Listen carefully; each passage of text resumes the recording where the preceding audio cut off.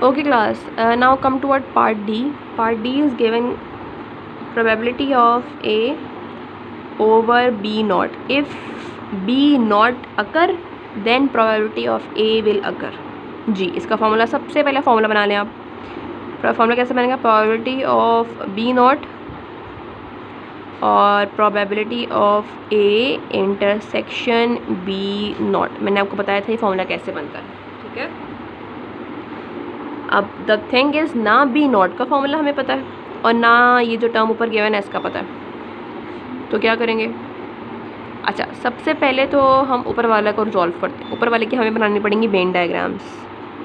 Venn diagrams हम बना लेते हैं. दो सेट लिए, सेट ए, सेट बी. अच्छा, पहले आप पहले फर्स्ट अल्फ़ाबेट को देखिएगा, फिर सेकंड को. ए के सारे वैल्यूज़ इंक्लूडेड हैं, इसका मतलब है ए के पूरे सेट को आप शेड करते हैं. सही. अब आप देखेंगे सेकंड को. सेकंड आपको बी नॉट गिवन है. अब आपको बी नॉट शेड करना है. बी नॉट शेड करने का मतलब क्या होता है? B not is not included. जो सेट बी है वो इंक्लूड नहीं है, इसके अलावा सारी वैल्यूज़ इंक्लूडेड हैं. तो बी को छोड़ के इसके अलावा आप सारी वैल्यूज़ को शेड कर लें.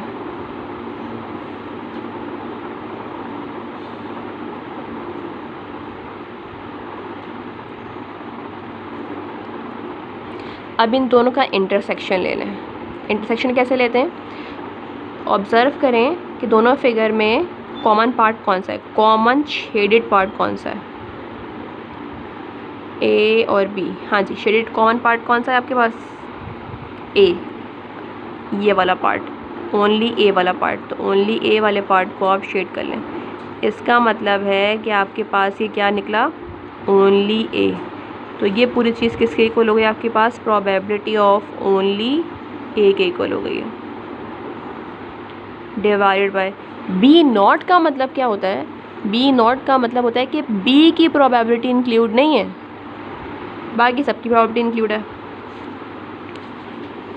इसका मतलब है अगर मैं इसको ग्राफिक वेन डायग्राम के थ्रू रिप्रेजेंट करूं तो ये हो जाएगा set A, set B. B not is not included. इसका मतलब बी का पूरा सेट इंक्लूड नहीं है, बाकी सारी वैल्यूज़ इंक्लूडेड हैं. वेन डायग्राम पे कमांड होना बहुत ज़रूरी है, इसी से आपके फार्मूलाज बनते हैं. ये आ गया. अच्छा, अब एक बात एक इम्पॉर्टेंट बता रही हूँ. मैंने आपको पहले बताया था कि प्रोबेबिलिटी का सम, जितनी भी प्रोबेबिलिटीज़ हैं उनका सम हमेशा इक्वल टू 1 होता है. Sum of probability is always equal to 1. Sum of probability हमेशा इक्वल टू 1 होती है. जितनी भी प्रोबेबिलिटीज़ आप लें, आप 10 प्रोबेबिलिटीज़ के रिजल्ट निकालें, उन 10 को जब आप ऐड करेंगे तो आपके पास रिजल्ट क्या आएगा? हमेशा 1. तो इसका मतलब है ये जो पूरा पार्ट है, पूरा वेन डायग्राम का जो स्क्वायर बॉक्स है, इसमें जितनी भी वैल्यूज़ होंगी उन सबको ऐड करेंगे तो आपको रिजल्ट में क्या मिलेगा? 1. क्योंकि सम ऑफ प्रोबेबिलिटी, सारी प्रोबेबिलिटीज़ ए बी की अलग ले लें, ए की अलग ले लें, इस बाहर वाले सेट की अलग प्रोबेबिलिटी आप ले लें, इन सबको आप सम करेंगे तो आंसर हमेशा क्या आएगा? आपके पास 1 आएगा. तो इस पूरे बॉक्स की प्रोबेबिलिटी किसके इक्वल है? 1 के इक्वल है. 1 में से आप माइनस कर दें कौन सा पार्ट? सिर्फ पार्ट बी. तो 1 में से जब आप प्रोबेबिलिटी ऑफ बी माइनस कर देंगे तो आपके पास क्या रिज़ल्ट आ जाएगा? प्रोबेबिलिटी ऑफ बी नॉट आ जाएगा. यानी कि बी इंक्लूड नहीं है, इसके अलावा सारी वैल्यूज़ इंक्लूडेड हैं. तो उसका फॉर्मूला आपके पास क्या हो गया? प्रोबेबिलिटी ऑफ बी नॉट निकाला है. इसका फॉर्मूला हो गया 1 माइनस प्रोबेबिलिटी ऑफ बी. अब ओनली ए का फॉर्मूला क्या होता है क्लास?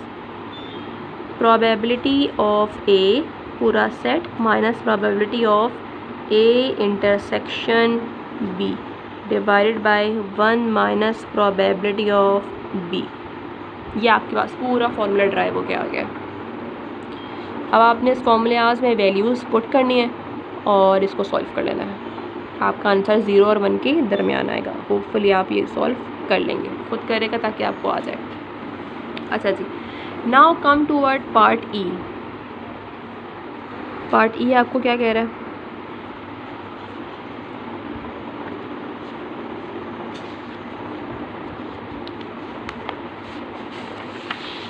पार्ट ई में आपको कहा जा रहा था calculate probability of A not over B not. मेरा ख्याल है इतने सम्स के बाद आप लोग इसका फॉर्मूला खुद बना सकते हैं।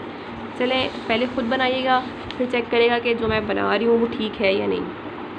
सही, मैं भी बना के दिखा रही हूँ आपको उसका फॉर्मूला। देखें सिंपल वो कह रहा है ए नॉट, पहले तो उसका फॉर्मूला लिख लें ना। फॉर्मूला होगा probability of A not intersection B not, ऐसा ही है।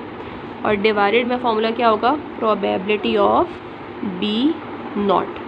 जी, प्रोबेबिलिटी ऑफ बी नॉट का मतलब क्या होगा, अभी आपको ऊपर ही बताया था कि प्रोबेबिलिटी ऑफ बी नॉट का मतलब क्या होगा। क्या होगा class, probability of B not का मतलब होगा 1 माइनस प्रोबेबिलिटी ऑफ ए। जब भी आपको किसी नॉट को निकालना हो, सिंगल नॉट को, तो आप क्या करेंगे, 1 माइनस करके वो चीज़ लिख देंगे। इसका मतलब है कि पूरे प्रोबेबिलिटी में से वो इवेंट आपने माइनस कर दिया है और बाकी जो रिमेनिंग वैल्यूज़ हैं वो आपका सॉल्यूशन है। अच्छा, अब ऊपर वाले को देखें, probability of A not intersection B not. इसको भी वेन डायग्राम से सॉल्व करके देख लेते हैं। जब हमने सारे वेन डायग्राम से सॉल्व किए हैं तो यह आ जाएगा आपके पास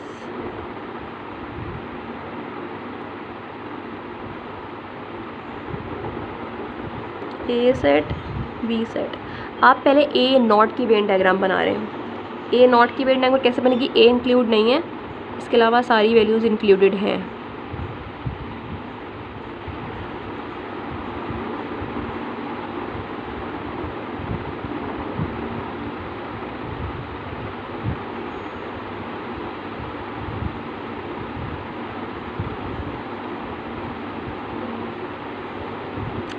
सही, ए इंक्लूड नहीं है, सारी वैल्यूज़ इंक्लूडेड है। इसके अलावा इसके बाद आपने किसकी वेन डायग्राम बनानी है, बी नॉट की। इसका मतलब क्या होगा कि बी इंक्लूडेड नहीं है, बाकी सारी वैल्यूज़ इंक्लूडेड है।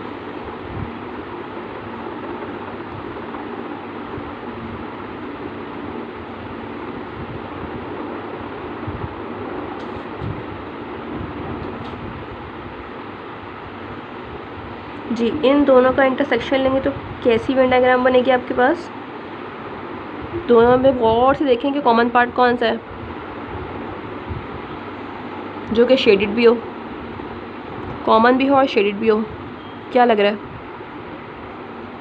गौर करें।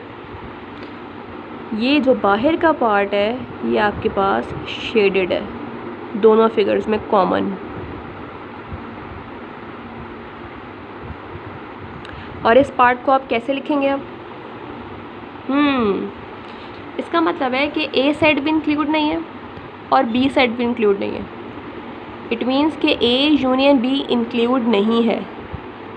सही है, इसका मतलब है कि A union B is not included. Not included के लिए सैम्पल कौन सा बनेगा, नॉट का।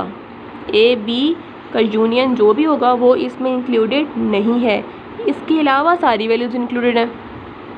तो जब होल का नॉट आपको गिवन हो तो आप क्या लिख सकते हैं, इसको सिंपली जी क्लास क्या लिखेंगे इसको। जब आपको होल का नॉट गिवन होता है तो आपने यहाँ क्या लिखा था, इस पूरे की प्रोबेबिलिटी क्या है, 1 में से आपने ये वाला पूरा पार्ट माइनस कर दिया तो आपके पास क्या आ जाएगा, simple this form. So you can write it 1 minus probability of A union B not, ये आपके पास आ जाएगा। यही आएगा, नॉट आएगा ऊपर, नहीं नॉट ऊपर नहीं आएगा। 1 में से माइनस कर दिया ना आपने तो नॉट ऊपर नहीं आएगा। सही, क्लियर नहीं हो रहा, दोबारा बताती हूँ। आपने क्या किया, इस प्रोबेबिलिटी को उठाया, पहले ए नॉट की वेन डायग्राम बनाई, फिर बी नॉट की वेन डायग्राम बनाई, दोनों की वेन डायग्राम्स में से कॉमन पार्ट निकाला। कॉमन पार्ट में ए और बी दोनों वैल्यूज़ इंक्लूडेड नहीं थी, इसका मतलब है ए यून बी इंक्लूड नहीं है, नॉट बता रहा है, नॉट इंक्लूडेड। ये इसको हम कैसे लिख सकते हैं, 1 minus A probability of A union B, इसको हम एक्सप्रेस ऐसे कर सकते हैं। तो मैंने यहाँ पे लिख दिया 1 minus probability of A union B. आपको सारी वैल्यूज़ पता हैं, वैल्यूज़ पुट करें और आप आंसर निकाल लें, सिंपल। यहाँ पे जो भी आपका आंसर आएगा वो 0 और 1 के दरमियान में आएगा वैल्यूज़ पुट करने के बाद। ओके क्लास, तो ये ऑल पार्ट्स हमारे ख़त्म हो गए। This is about conditional probability. अब हम आगे चलेंगे और देखेंगे कि वर्ड प्रॉब्लम की फॉर्म में अगर कंडीशनल प्रोबेबिलिटी पूछी जाती है तो कैसे पूछी जाती है। Okay, thank you.